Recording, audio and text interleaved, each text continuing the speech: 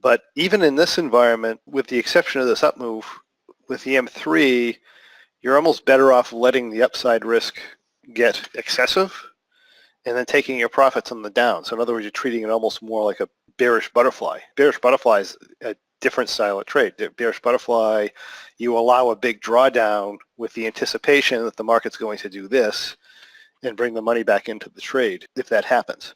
So they're two different styles. But with the M3, you almost treat it a little bit more like a bearish butterfly where you're anticipating the market reversing. Now, there's a risk in that.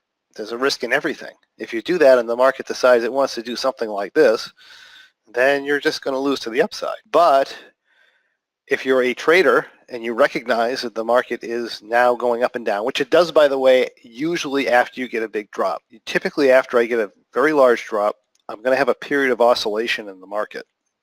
And this is our period of oscillation in the market.